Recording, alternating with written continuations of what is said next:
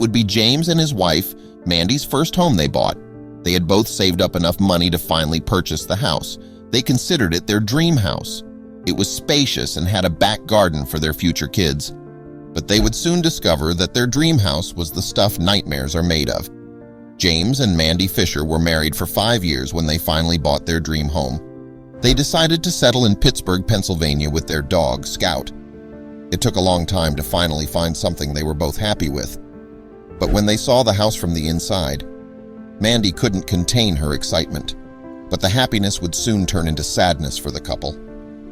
When they stepped into the front door, they were met with something unusual. They couldn't believe how much space they had. It was 2 floors, and on the second floor were all the bedrooms. On the ground floor were the kitchen, living room, and home office. Then she noticed something strange. There was a floor hatch in the kitchen. She hadn't noticed it before when the realtor took them on a tour of the house. She showed James, and they made a plan to try and open it to see what was beneath the kitchen floor. Mandy could see that this was an old house. It was well kept, but still needed some touch-ups here and there. Some of the floorboards needed to be sanded down and revarnished. Although Mandy loved the old Victorian look of the house, she knew it needed some work, especially when she saw what was behind the antique cupboard. She moved it slightly with ease as it was clearly empty. She pushed just a little bit more and there it was, a door. There was a locked door behind the cupboard. Why was the cupboard pushed against this door? It was something she hadn't seen before. Over the next few weeks, Mandy tried looking for the key to the mysterious door in the kitchen. She even looked in the drawers of the antique cupboard but found nothing. They had already moved in and minor renovations they had planned were put on hold because of the cold weather. It was then that the nightmares would begin. James had switched on the heating system to warm up their room for the night.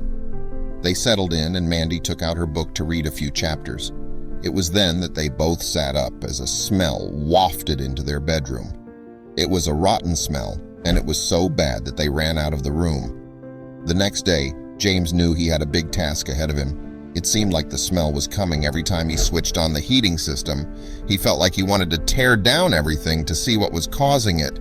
It was time to check all the vents. All the rooms had it, so it was just a matter of unscrewing them all and checking what was inside. James realized that it could be something that he wasn't able to do on his own. This job needed the help of a professional. They decided it would be best to call in help.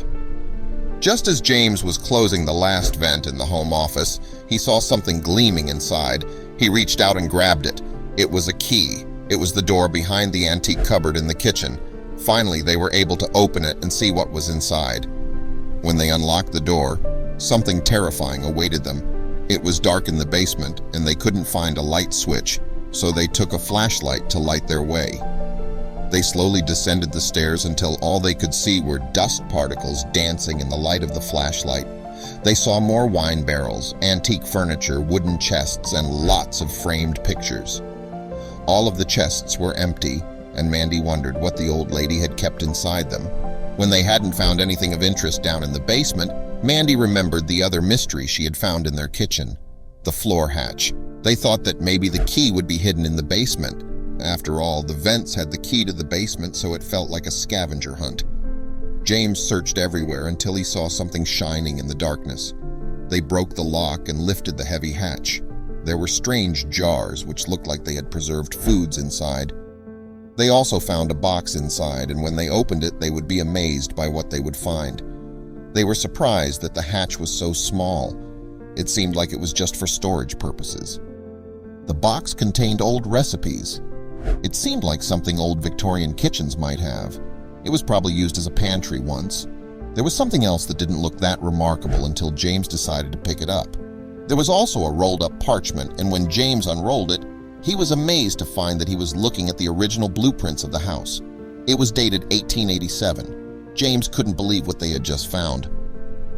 They packed everything back in the box and lifted it out of the hatch. It was getting late, and they still had so many things to do. Mandy reassured her husband that they would worry about it in the morning. For now, they finished dinner and went to bed. But neither of them could sleep easy in the strange house when their minds were on what was going on. The morning broke, and the two woke up, but neither felt like they had gotten quality sleep. The couple really regretted buying the house in this state. But when James saw the distressing look on his wife's face, He decided to try and cheer her up the best way he knew how. They decided to relax in the living room. James lit the fireplace and it warmed the whole room up. Then they brought out the box they found in the floor hatch. They looked at the old blueprints and compared them with the one the realtor gave to them. There were noticeable differences. And then the dog scout started barking uncontrollably again. Was he warning them of imminent danger? The couple knew they had to figure things out before they went to bed again. Scout was barking at the same corner of the living room. James decided to have a look at what he was barking at. James felt like he was losing his mind. He lifted the carpet, and there it was, another vent. But this was very strange because this vent was not on the new blueprint, but it was on the old one. James and Mandy were getting worried. James remembered the key he had found in the last vent. Maybe this one held similar secrets. James collapsed into his wife's arms. He reluctantly conceded and called professionals, but they would only arrive the next morning. The prospect of spending another night in the house without figuring out what was going on scared them both. That night, Mandy woke up again. To her horror, her husband was out of bed again. She knew exactly where he was. He was looking into the vent like a lunatic. Mandy slowly approached him and coaxed him back to bed. She knew things had to end now. The next morning, James called in professionals immediately. They needed to check if there wasn't anything in the vent as he couldn't open it. It might be an infestation or a dead rodent inside. They came in 30 minutes, equipped with everything needed to pry open the vent. When they eventually managed to open it, they made a gruesome discovery that made their blood run cold. They found various jars with putrid liquids in them, and most disturbingly, several animal carcasses and bones. James and Mandy were uneasy. This is what Scout was barking at, and the jars were causing the smell. What did this mean? Mandy wondered if their house was used for rituals and sacrifices, and she didn't want to live there anymore if that was the case. Then the maintenance man then told them it wasn't as unusual as they thought.